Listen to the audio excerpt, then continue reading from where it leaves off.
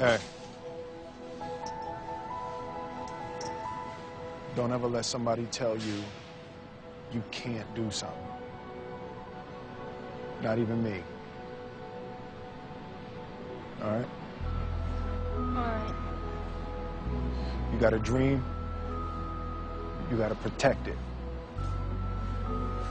People can't do something themselves. They want to tell you you can't do it.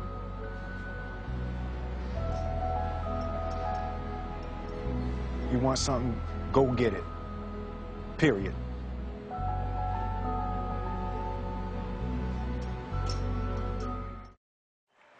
I am so honored to be here, to be a small part of the beginning and the birth of a brand. You guys have no idea how big this thing could be. The president of the studio runs out to meet me and he says, "Oh, Chris, man, wow, you look good. What are you doing? Are you working out? Man, you look great." And I say to him, "Well, you look good too. You look great. What are you doing?" And he says, "Let me show you what I'm doing."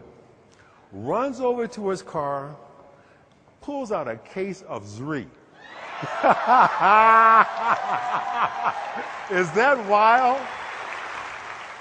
I wanted to become world class at something. I just had to find out what that something was going to be. And the very first time I walked into a Wall Street trading room, I knew this is it. The ticker tape is rolling, the phones are ringing off the hook, people are screaming and shouting out orders, bodies are flying all over the place, tickets are getting stamped, and what looked like chaos to anybody else, for me, it was like reading a sheet of music, and I knew this is where I'm supposed to be. Major Wall Street firms have begun to require an MBA just to get into their institutional training programs. I had never gone to college. Didn't mean I wasn't smart, didn't mean I wasn't bright, I just didn't have a college degree. But I kept coming back. I interviewed for a year.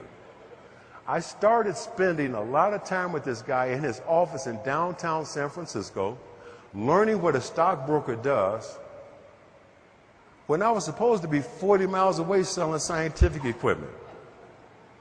But I kept making them 200 calls, and every day for a year, this little old man came to see this gorgeous female broker who sat next to me. Was none of my business. I sit there making my 200 calls. I got on a blue suit and a gray suit. This guy watched me for a year. And one day he comes over to me and says, "What are you doing here? You don't belong here. Here's my card. Come see me." Again, I thought it was a client coming to see his broker. Wrong. That little old man, turns out, was the managing general partner for Bear Stearns in San Francisco, and he was coming to see his girlfriend. But I go see this guy, and he tells me the story of this place called Bear Stearns. Tells me how the firm was built by entrepreneurs with a strong work ethic. And he says to me, "If you come over here, I will make you a star." In preparation for this meeting, I'm real clear. Keep the focus on performance, added value, and the wealth you created in the portfolio. That's it. This is the story of every father who ever had to be a mother, every mother who ever had to be a father, and everybody who ever had a dream and wouldn't quit. This ain't even about you. But the most important thing I've ever done in my life is to have broken the cycle of men who are not there for their children.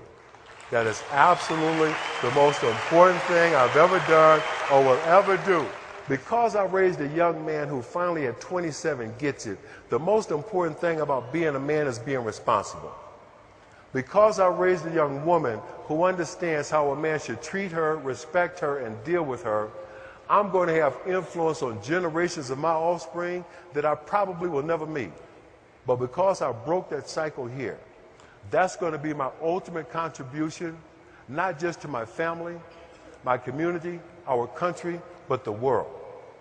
Thank you, Zrii, for having me here. It's been an absolute blast. Thank you, my man.